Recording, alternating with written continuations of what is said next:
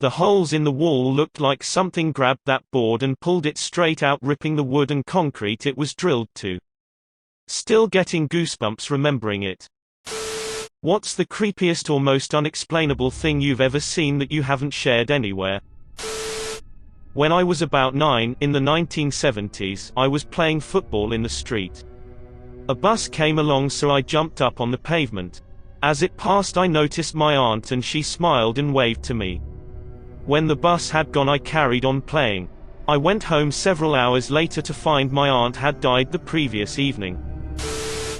I was 10 years old, riding my bicycle at dusk along the road I lived on, which was parallel to a set of railroad tracks.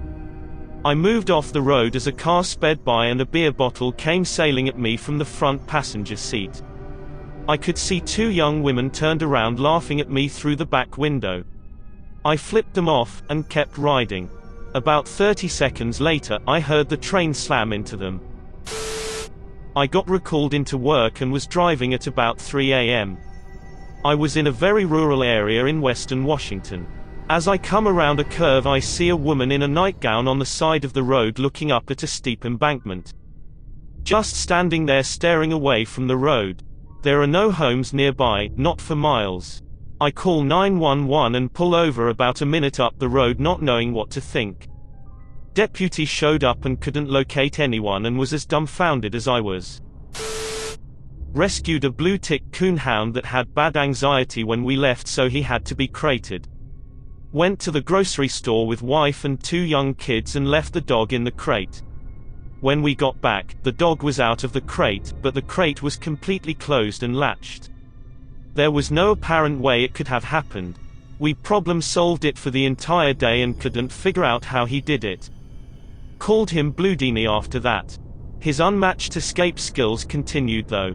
He could open doors. No fence could hold him in, the dog simply climbed fences. We ended up rehoming him for his own safety. He actually wound up as a farm dog, which I'm sure was his best home.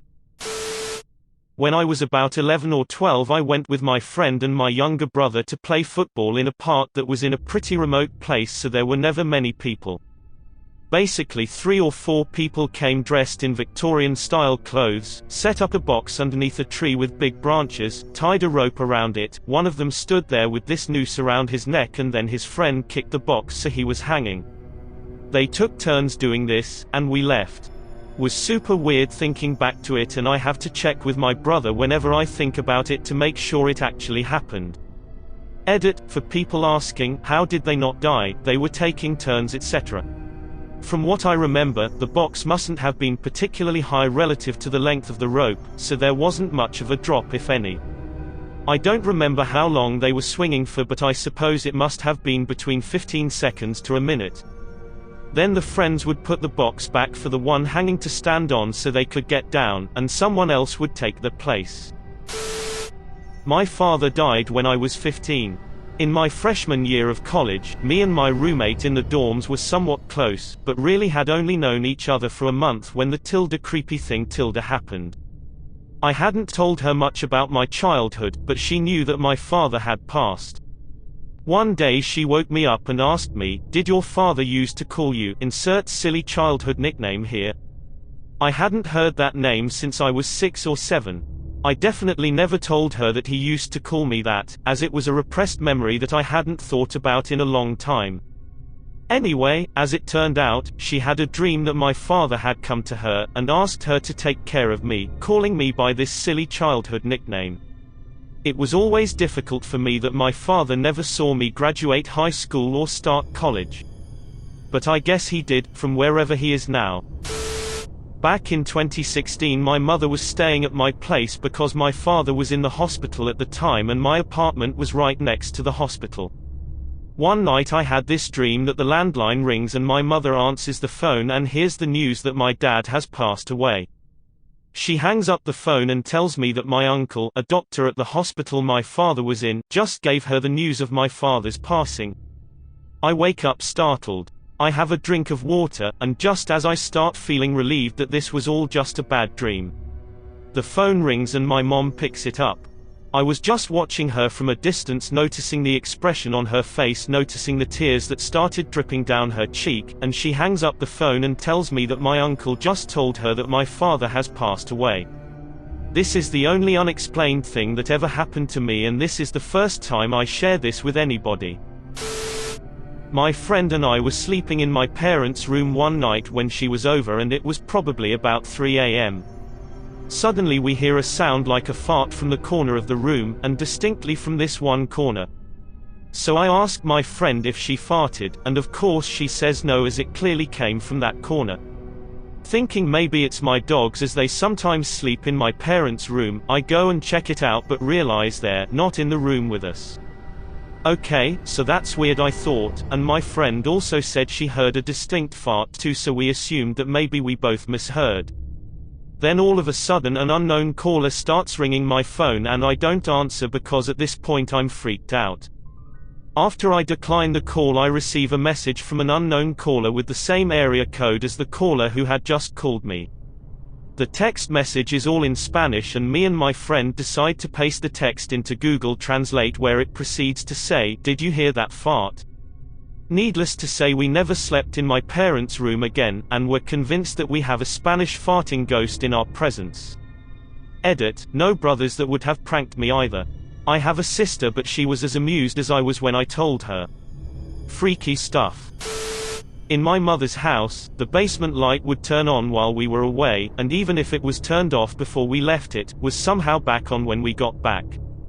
Once I went downstairs and was like, "Hey Mr. Ghostman, this is not good for the bills, could you please chill it with the lights? Yes, I know it's dark down here, okay thanks." Lights stayed off. My dorm hall had some weird stuff happen, but one of the weirdest was that I went to the bathroom to wash my face and brush my teeth.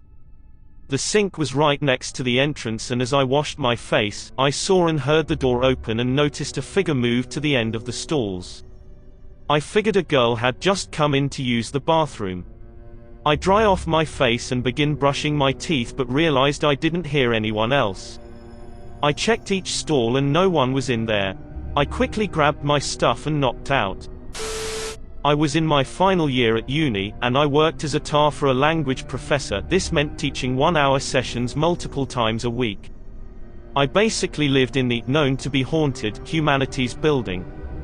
One Tuesday after my final class and before my first lesson of the evening, I was in the staff room heating up my crappy microwave dinner.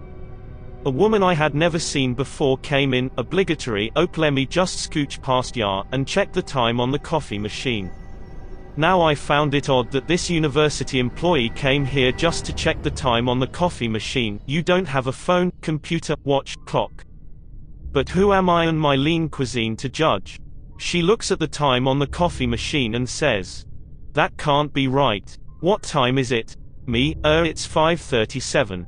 Her, 5 minutes fast. Okay. With that she left, and although a bit odd, I didn't dwell on the interaction. That is, until 1 week later, Tuesday evening, I was again heating up my food when she entered, obligatory, "Oh, let me just scooch past ya and check the time." That can't be right. What time is it? I look at my phone. It is exactly 5:37.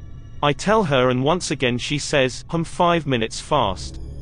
Okay, and leaves. I am deeply unsettled. The microwave dings. I take my lean cuisine and quickly head upstairs. Never saw that woman again. It's been almost 10 years and I still don't have anything that's somewhat close to an explanation of what happened then. My bestie and I were sleeping over at her grandma's house and enjoying the newly renovated attic, as it was supposed to become her little teenager apartment. All new furniture with a huge comfy couch and nice clean boards screwed to the wall, all in white pink. The sleepover went just like you would imagine it, with two 15-year-old girls painting nails, watching DVDs and talking about the hottest gossip at school. It was already like 3 a.m. when we decided to go get some sleep and left the room to sleep in the bed next door. Only a few minutes later we heard a little scratching sound followed by a loud bang, clearly coming from the room we just left. One of the boards that was screwed to the wall was lying on the floor. Almost 4 meters away from where it was supposed to be. Not like a screw broke and it fell, nope, solid 4 meters away from that wall. Almost 2 centimeters deep hole in the ground where the board was laying. The holes in the wall looked like something grabbed that board and pulled it straight out, ripping the wood and concrete it was drilled to. Still getting goosebumps remembering it. Like and subscribe for more funny, interesting, and scary r/ask Reddit videos.